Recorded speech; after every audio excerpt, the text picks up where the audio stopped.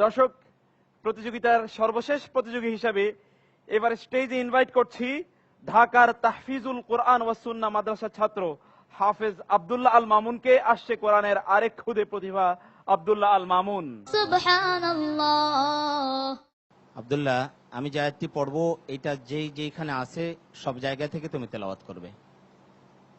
আউযু বিল্লাহি মিনাশ শাইতানির রাজীম।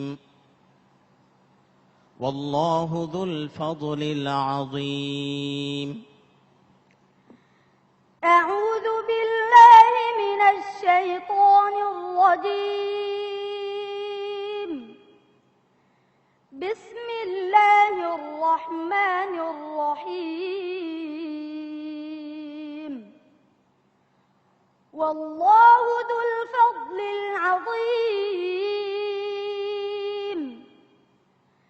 মা নানসাখ মিন আয়াতিন আও নুনসিহা না'তি বিখায়রিন মিনহা আও মিথলিহা। ألم تعلم أن الله على كل شيء قدير. ألم تعلم أن الله له ملك السماوات والأرض وما لكم من دون الله من ولي ولا نصير. আর কোথায় আছে? والله ذو الفضل العظيم. ومن أهل الكتاب من إن تأمنه بقنطار يؤده إليك ومنهم من إن تأمنه بدينار لا يؤده إليك إلا ما دمت عليه قائما. আর কোথায় আছে? والله ذو الفضل العظيم. وإذ يمكر بك الذين كفروا ليثبتوك أو يقتلوك أو يخرجوك ويمكرون ويمكر الله والله خير الماكرين. وإذا تتلى عليهم آياتنا قالوا قد سمعنا لو نشاء لقلنا مثل هذا إن هذا إلا أساطير الأولين. আর কোথায় আছে? والله ذو الفضل العظيم. ما أصاب من مصيبة في الأرض ولا في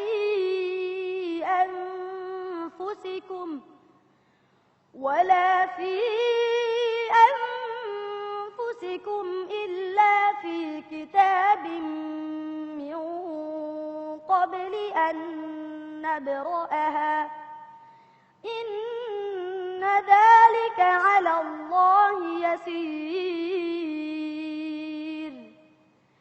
لكي لا تأسوا على ما فاتكم ولا تفرحوا بما آتاكم والله لا يحب كل مختال فخور. আর কোথায় আছে? والله ذو الفضل العظيم. بسم الله الرحمن الرحيم.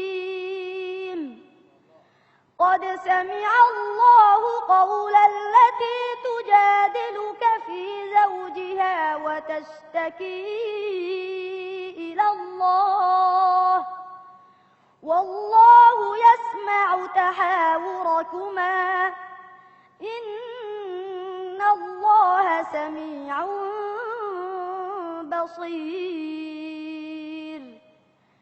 الذين يظاهرون منكم من نسائهم ما هن أمهاتهم إن أمهاتهم إلا اللائي ولدنهم وإنهم ليقولون منكرا من القول وزورا وإن الله لعفو غفور আর কোথায় আছে? والله ذو الفضل العظيم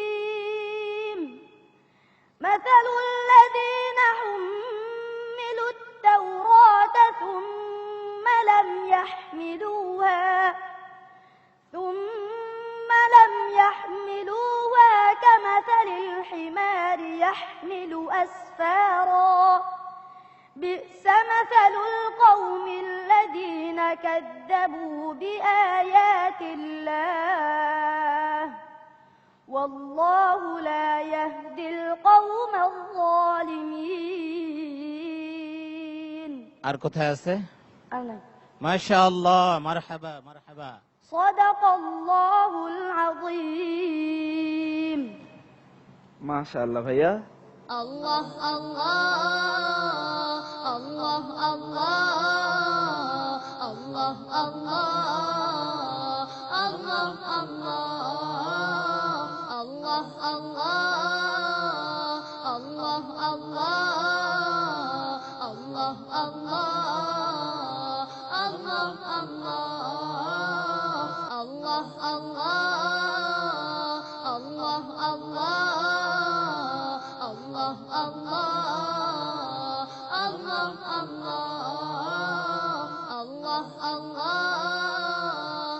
الله الله যা তেলাওয়াত আমি তোমাকে প্রশংসা করে শেষ করতে, তুমি যে একটা টান দাও আমার হৃদয়টাকে তুমি কেড়ে নিচ্ছ।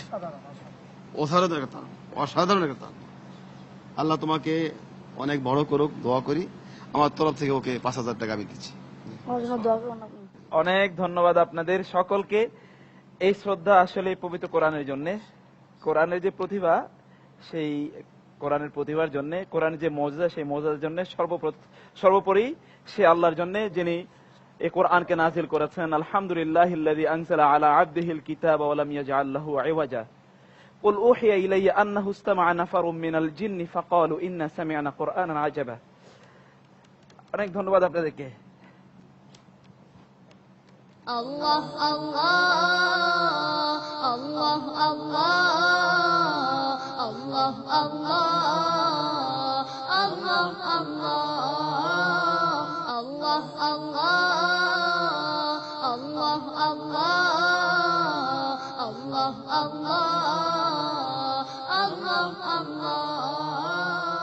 الله প্রিয় দর্শক, আমাদের সম্মানিত বিচারকদের মন্তব্য কি আর শোনার প্রয়োজন আছে কিনা জানি না। তারা যে শ্রদ্ধা প্রদর্শন করেছেন, যে অভিব্যক্তি ব্যক্ত করেছেন, যে আবেগ অনুভূতি তারা এখানে দেখিয়েছেন, আমার মনে হয় তাদের মন্তব্যের চেয়ে এটা অনেক বেশি শক্তিশালী। মোহতারাম কারি হাবিবুল্লাহ বেলালী, এই ছেলেটির প্রতিভার বিকাশ এবং উন্মেষ যেইভাবে ঘটল আজ, আমি হয়তো 1-2 দিন আগে এক আলোচনায় বলেছিলাম যে দুটো জিনিসকে ধোঁকা দেওয়া যায় না। তার মধ্যে একটি হলো টিভির স্ক্রিন, পর্দা, আর একটি হলো মাইক্রোফোন। এর আগের যে তেলাওয়াত করেছে শাহাদাত, সে এক জিনিস, এ আরেক জিনিস। ওইটা কি জিনিস? এটা ছোট বয়সে, ছোট, অল্প দিনে হেফজ কমপ্লিট করেছে এবং মাশাআল্লাহ ইয়াদতার অনেক বেশি। কিন্তু আব্দুল্লাহ আল মামুনের তেলাওয়াতের সুরের যে মূর্ছনাটা, এটা অতুলনীয়, অতুলনীয়। আপনি বলে দিলেন অতুলনীয়। আর আজকে আমাদের বিচারক ত্রয়, এটা কিন্তু সাংঘাতিক জিনিস। অনেকে হয়তো বা ভাববেন বা বলবেন যে বিচারকরা এইভাবে চলে যায়, এটা এই ছেলে নেয়নি, বিচারকদের নিয়েছে কোরআন। ঠিক। ডক্টর সাইফুল্লাহ আল মাদানী। এই ধরনের তেলাওয়াত যাতে এই রমাদান মাসে তারাবিহের সালাতে আমরা শুনতে পাই। আমরা আসলে এই যে কোরআনের তেলাওয়াতকারী আছে আমাদের সমাজে, এটি আমাদের কাছে পরিলক্ষিত হয় না। যখন আমরা রমাদান মাসের তেলাওয়াত তারাবিহের মধ্যে দেখি, মনে হয় যেন কোরআনের সাথে কি তেলাওয়াত করছে। এই জন্য এটাও আমরা আমাদের যে সমস্ত ভাইরা তেলাওয়াত করছেন তাদেরকে এখান থেকে শিক্ষা নিয়ে যাতে কোরআনকে আল্লাহ রাব্বুল আলামিন যেভাবে তেলাওয়াত করেছেন, ওয়ারাত্তালনাহু তারতিলা, নাম। এটা আল্লাহ রাব্বুল আলামিন নিজের দিকে নিসবত করেছেন। আল্লাহ সুবহানাহু ওয়া তাআলা এটাকে তারতিল সহ তেলাওয়াত করে নাজিল করেছেন। সুতরাং সেভাবে যাতে আমরা তেলাওয়াত করতে পারি। ডক্টর সৈয়দ এমদাদউদ্দিন। এই আয়োজনটাকে এই পর্যন্ত নিয়ে এসেছে, বাকি তার জীবনটাকে সুন্দর করার জন্যে, এই সম্মান অক্ষুণ্ণ রাখার জন্যে তাকে যথাসাধ্য সচেতন থাকতে হবে, সাধনা করতে হবে, চেষ্টা করতে হবে।